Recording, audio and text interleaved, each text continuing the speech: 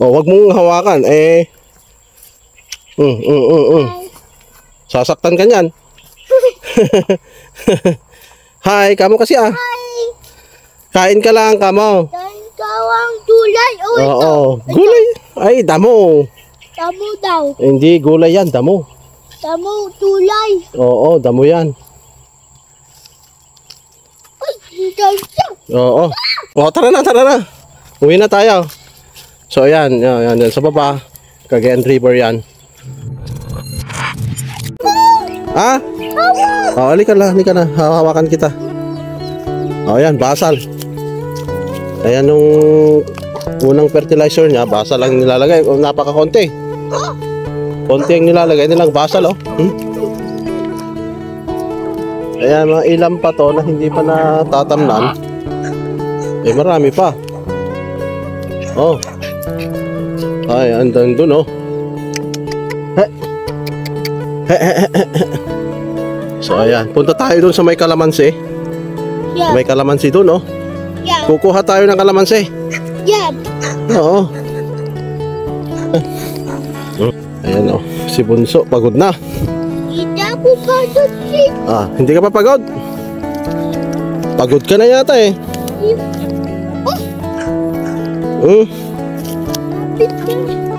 Oh, yan, yung kalamansi natin.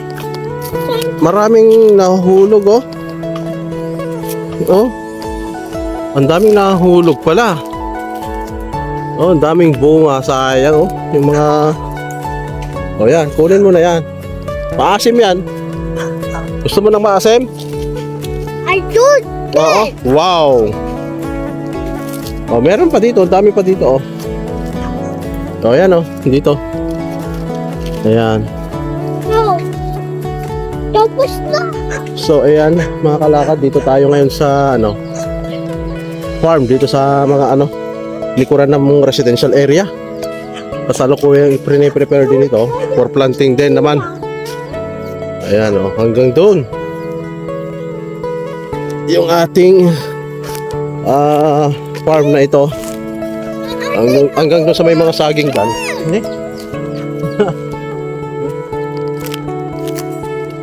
O yan, nagtatanim pa sila. Sila kuya ang nagtatanim dyan, mga kalakad. Alright. So katatapos lang natin nagtrabaho doon sa ating bookkeeping. So maglit po tayo dito sa farm.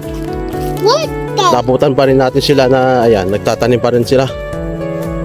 Alright, dito naman. Ito yung Cagayan River na sinasabi ko sa inyo, mga kalakad. Ayan, doon sa may bandaron, meron din nagtatraktor. Pugo ang tawag dyan sa may in between ng dalawang river. Yung West Tabakal at saka East Tabakal. So merong in between na na lupa. So ayan, oh. Ayun. Teka, diyan ka lang anak ko, diyan ka lang muna. Tatitignan ko lang yun, oh. Teka, dito lang ako. Ayun, kung makikita nyo yun. Eto river na dito. Tapos doon sa may gitna, merong parang island doon. Maliit na island, mga kalakad. So kasalukuyan silang nagtatraktor. O yun, oh. Ayan. Ayan, merong nagtatraktor doon. Ayan, ang daming mga ibon. Tawag namin dyan ay kanaway. Pero nakakatakot naman na ulamin yan. Baka may dalang virus. Kaya hindi tayo nag-uulam ng ganyang ng ganyang ibon. Ayan, oh. Ay, nandyan, dito ka na. Oh, dito ka lang. Pupunta ako doon sa may ilog. Oh, pupunta ako sa ilog. May dyan, oh. May dito, oh. Teka, amakon mo yan, oh. Dito ka, oh. Yan. Oh. Alright. So, pupunta tayo sa may ilog. Para may ipapakita ko sa inyo, oh. Yung Cagayan River dito. Yan, dito. Dito yung Cagayan River. Alright. So, may mga kambing doon, oh. O, teka, halika. Titignan natin tong Cagayan River. Maluwang din naman tong ano nila rito. Sinasaka nila rito. Oh. What? Oo. Maluwang.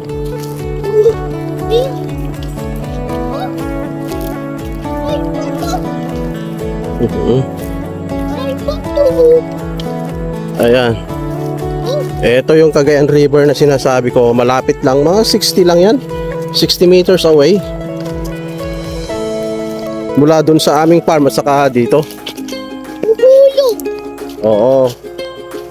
So ito mga kababayan. Maluwang pa rito. Oh, ang gandang tamnan ng ano to. Ng... Ayan oh. Napakagandang tamnan ng gulay dito. Meron tayo niyan oh. Ginagawang ano diyan. Ginagawang walis ito. Ayan. So ito yung Cagayan River mga kalakad oh. Maraming nahuhuli dyan na mga isda. Ang ano karaniwan na isda na nahuhuli rito ay tilapia, karpa, burasi. Ayan, termino ng ano Ilocano 'yon, mga pangalan ng ano ng mga isda rito sa amin. Karaniwan tilapia at karpa 'yon. Meron ding mga dalag, mga ganong bagay mga kalakad. Pero ito nung bata pa kami, ay ano to? Hindi eto, maliit lang ito eh.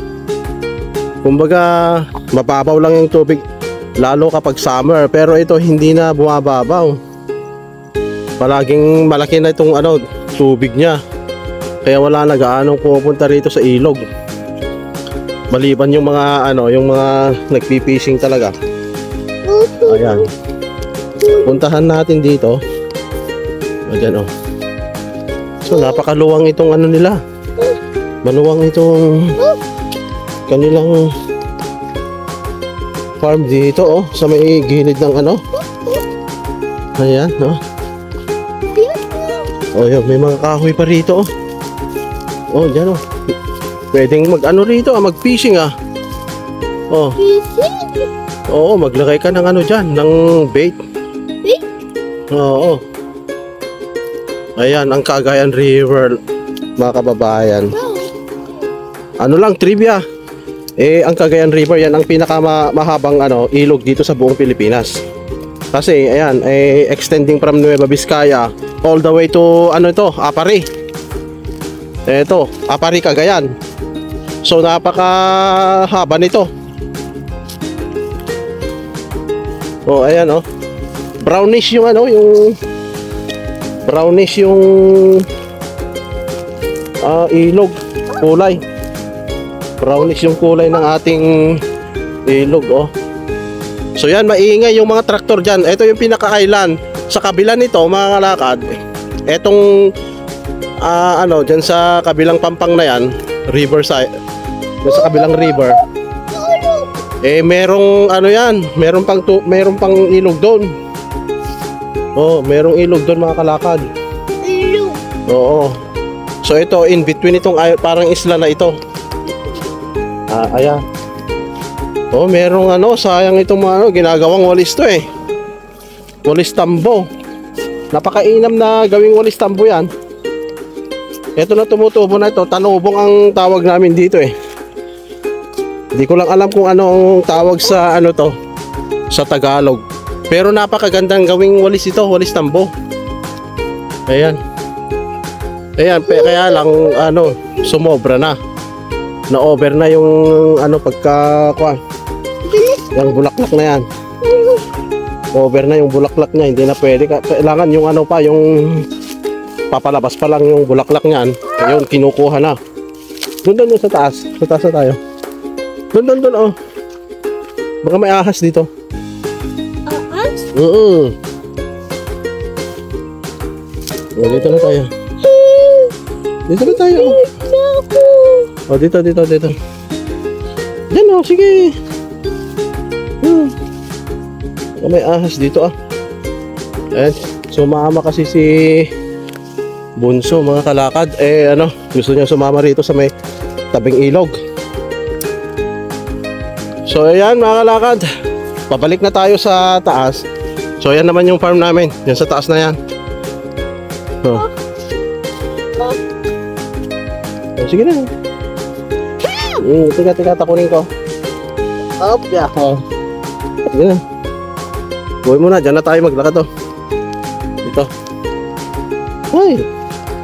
Oh, ready for ano na to, for planting.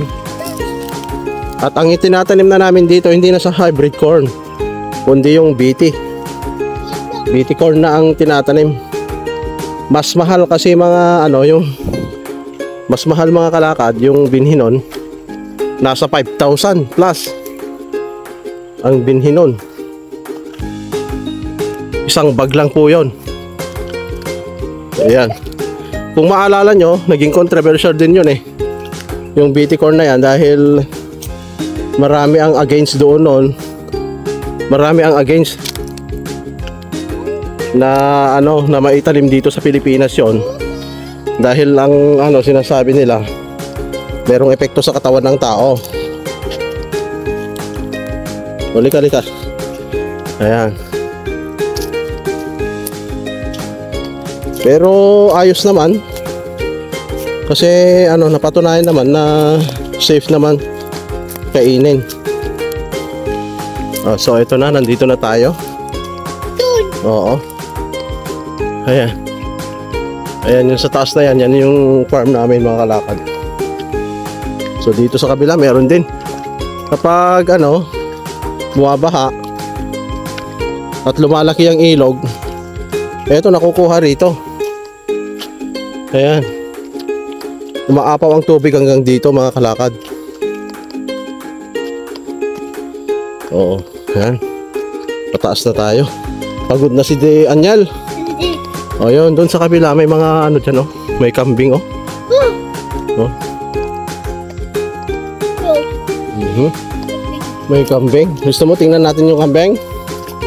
Ha? Ayan. Ito yung bamboo namin, oh.